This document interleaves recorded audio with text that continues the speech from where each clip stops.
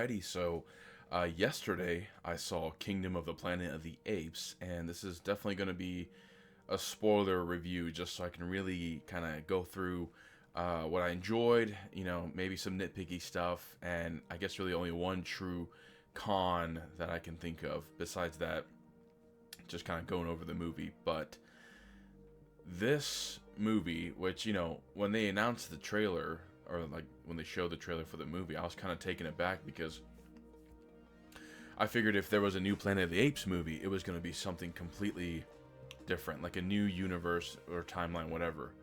But I suppose since the three with Caesar from like 2011 to 2017 were so in the beginning stages of the virus that you really could just keep making movies adding on to it because it'll be so far in the future you can kind of do whatever you want. And so this movie, as far as I'm aware, takes place like 200 to 300 years later, and the movie just says many generations later. And it's far enough where there's random ape clans that don't even know about Caesar or any other ape clans. That it's just kind of them. So who knows? But this movie is, so the very beginning scene is Caesar's funeral, and emphasizing the impact that the legend of Caesar has, like who Caesar was, because I mean, at least in my opinion, the main focus of the story is like, well, there's basically two stories almost happening side by side. There's the aspect of humans versus apes and can they ever get along, and then there's Caesar's myth, Caesar's legend amongst apes. And this new character, Noah, who almost looks like maybe Caesar in Dawn of the Planet of the Apes, like that age, because he's got gray hairs and stuff. Like him and his buddies, they live, I mean his parents too, they live in like, their own little isolated clan. Of course, it shows them all happy, so, you're sitting there like, okay, someone's either dying or something bad is going to happen. And so you figure out that there is another clan where, it's more of these, like, armored apes, and they've got a weapon, like a stun baton weapon and all this crazy stuff. So you go, oh, shit, like, damn. And the other part of the story, which honestly, it feels like they focused more on in the long run, overall runtime of the movie, is Noah and May, the human character, and kind of their interactions. Because I'll tell you, I don't know if this is what the movie was trying to do, but I fucking hate May. Just what a piece of shit. It just, if they were trying to do like a, either side could be good or bad, like even Noah himself, I could be like, okay. But Noah, the whole movie, is genuinely a good guy, doing his best to save his family and do the right thing, and even constantly helping May, even though she, doesn't trust him ever, and constantly tries to, in a sense, fuck him over. And there's even the realization point where he's like, you only care about yourself. You don't trust me because I'm an ape. You think we're all the same. But maybe by helping you get what you want, I can get what I want too. And it's this strange, like, I guess it would be stereotypical to hope that May, by the end, would be like, oh, I was wrong. Like, there can be good apes. But no, even at the very end, homie's got a gun behind her back. Like, I might shoot Noah. And it just makes you wonder, like, huh? Like, what's going on? But, all the trailers kept showing Proximus Caesar.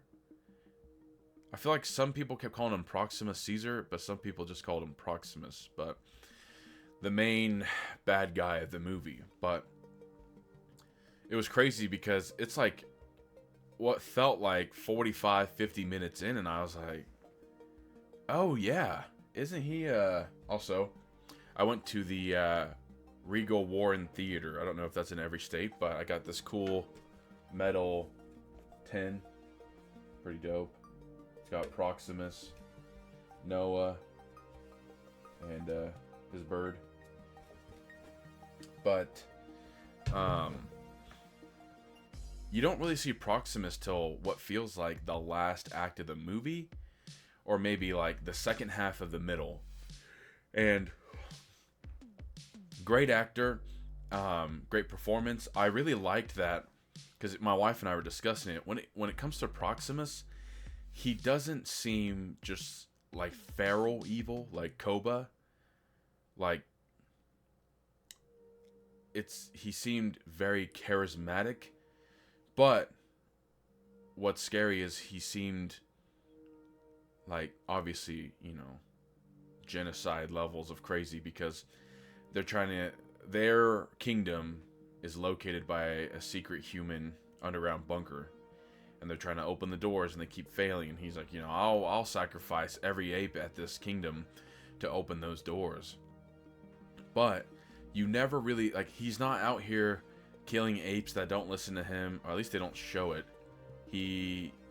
What's weird is that it's like his scouting party that's killing people, but even he himself, Proximus, will sit there and was like, oh, I wanted more of the humans that were in this group, but my scouting party didn't understand and killed them all except May. And so he's very intelligent, and he has, plot twist, a human that he keeps captive to help him learn about history and stuff, which is funny because that's another thing. It's not like he's beating up the human and treating him like shit. Yes, he has him imprisoned, but he basically lets him roam around the camp, gives him hot water, food, books, like gives him his own room, treats him well, and like he gets to eat with Proximus. And so you're like, he's like a charismatic psycho, because I don't know, he's just very good at playing people. I mean, honestly, he reminded me of like Caesar's Legion from New Vegas, which, I would need to see more about Caesar's story in real life. I guess I just don't recall if he really did that in real life, like kind of overcame other forces and had them join his force. But it was an interesting concept, and I just wish we got more of him, because I like the scenes between him and Noah, where he's really like, we need to kill every human on this planet because they want to kill apes. And even Noah himself, you see him sit there and kind of go like, no, like he's being crazy. But then the more he interacts with May, he's like, interesting, because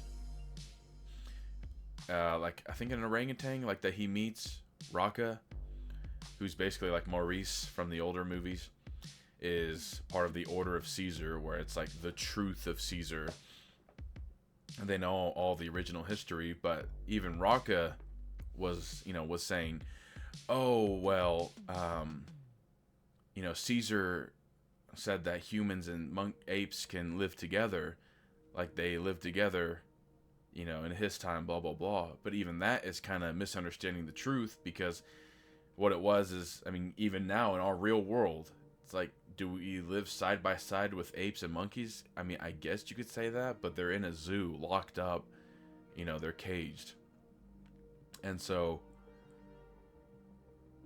it kind of, at least in my thought, kind of showed that not everyone knows the full truth, and to some degree, the truth gets bent in favor of people's ideals.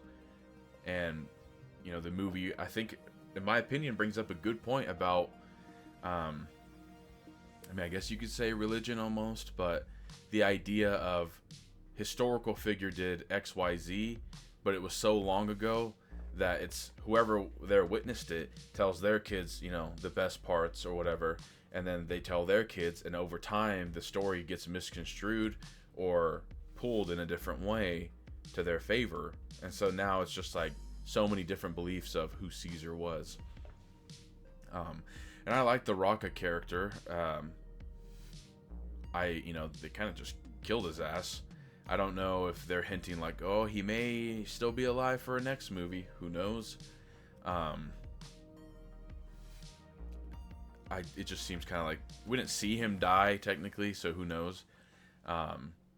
But yeah, and then by the end, they open the human bunker, which has tanks, guns, all this. I really, really enjoyed the scene of Noah finding a book. It's like an ABC Zoo book, and he opens it and he sees the pictures where it's monkeys and gorillas behind, cages at a zoo, and people taking pictures of them and looking at them.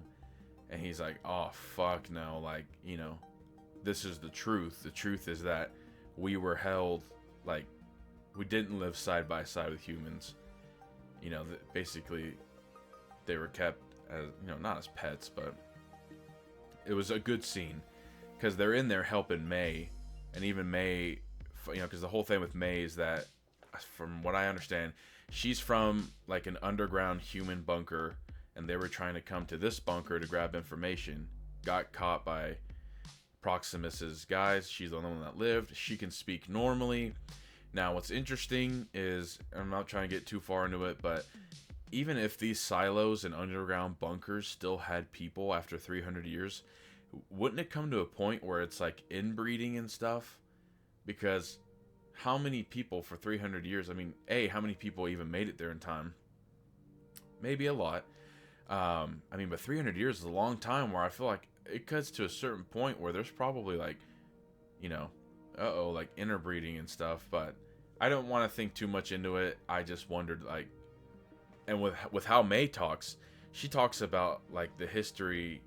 I mean, she knows it to a T, which I guess they did teach history really well, but I was like, man, she's acting like she was like, knew every little detail when the virus started and everything. But it's kind of annoying for her to not trust Noah ever, really. I mean, she really doesn't trust him fully ever throughout the whole movie, even though time and time again he has given up like everything to help her. So I was like, come on, man, come on. And so they go in the bunker. She finds, like a hard drive full of stuff. And then at the end, she goes to another silo and gives them the information. They turn on the broken down satellites. Somehow they still work. And then contact other human bases. And so you get this feeling like, oh God, like, are the humans about to come back? But a couple things with that. They don't let May in. She has to just wander off. And like, they're all wearing protective suits. And so I'm thinking, well, if you guys are originally going to leave your silo to go get this information, is the implication that you couldn't ever go back? But also, does that mean the simian flu thing is still there? Because she came somewhat close into contact with another human, like a feral human, when they're drinking the water and stuff, but nothing happened. So I'm just confused if the virus is still around or if it's mutated and not really around. But yeah, then the humans, they're all contacting each other. I was like, I mean, could they come back full force though? And I don't know. It kind of got to a point where you really are rooting for the apes. Even when it showed the humans, I was like, because she just kept going, like, this bunker and everything belonged to humans. Humans should have this. And Noah is like, no, you just want it so that you can wipe us out and put us back in cages. And you sit there and go, Noah's not wrong. It was humans who created the virus and made the apes intelligent. And now that they're an intelligent species, it's like, even after 300 years, human beings can't fathom the idea of coexisting with apes. And so they're like, no, we need to eradicate all the apes. And it's like, that's such a dumb idea. Now, mind you, if you could fix the virus, what's the problem? Really, truly. But I wish there was more argument between May and Noah, like conversations about, like, because she's stuck on the, like, humans should be the dominant species, and Noah's like, why can't we coexist? Like, Noah, I feel like, is being level-headed while she's being fucking crazy. I just want more of that, and I'm worried that as the movies go on, it's gonna be like more and more human focused. I'm like, please don't do that. I mean, I guess you could give us another human versus ape war, but even with that, I'm like, we've already had Dawn of the Planet of the Apes and War for the Planet of the Apes, where it was kind of that. So let's try to do something new. Maybe they'll bring in time travel. Who knows? I think it wouldn't have been such a bad idea to do a movie where it's maybe not Cornelius, but you could maybe even say it's like Cornelius, his son or daughter. And so it's maybe been, some time since Caesar's passing, but not 300 years.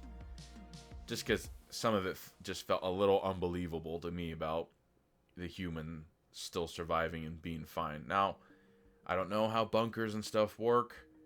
I don't know the logistics of if you can, survive a colony of people underground for that long. I guess if you have food growing and stuff, I don't know the logistics. But overall, and mind you, it's like I'm just kind of talking about how I feel about the movie. It's all over the place, but my main nitpick would be there wasn't enough Proximus.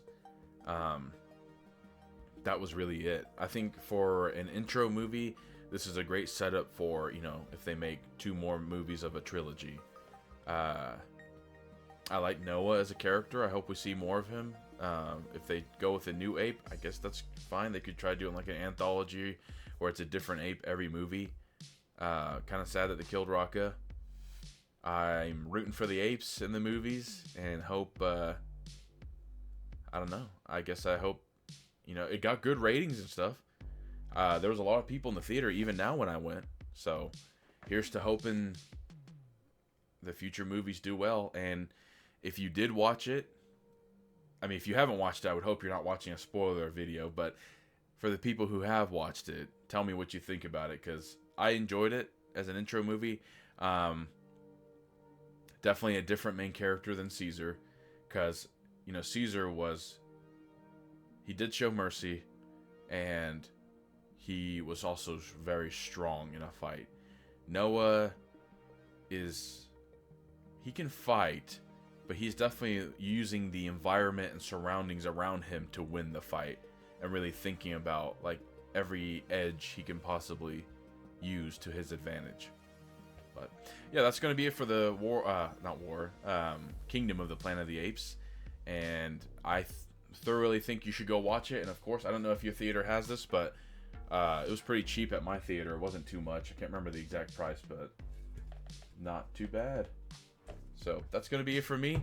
As always, thank you for watching. I'm out.